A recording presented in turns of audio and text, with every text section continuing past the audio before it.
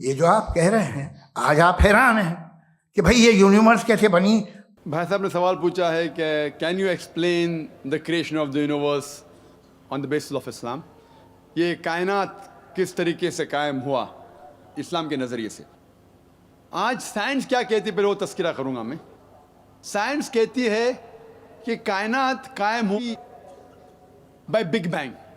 पहले ये कायनात वो तो प्राइमरी नेबुला एक थी, उसके बाद एक धमाका हुआ, उसके बाद आए गैलेक्सीज, स्टार्स, प्लैनेट्स, सन, मून और ये ज़मीन जिस पे हम रह रहे हैं।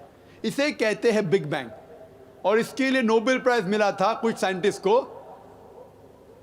40-50 साल पहले। कुरान में इसका जिक्र है सूरह अल अंबिया में, सूरा नंबर 21 आयत नंबर 30 में।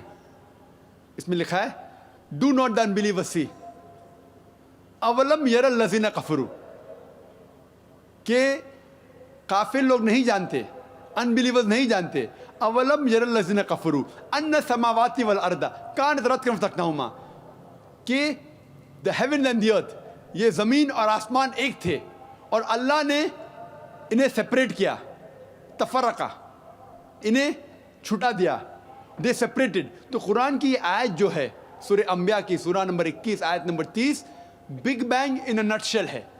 तो जिस तरीके से कुरान जिक्र करता है 1400 साल पहले, साइंस आज यानी कल बोल सकते, yesterday, 50 years back, 40 years back, 40 साल पहले, 50 साल पहले, आज साइंस मानती है किस तरीके से कायनात वजूद में है। और इसका जिक्र अल्हम्दुलिल्लाह कुरान में 1400 साल पहले है।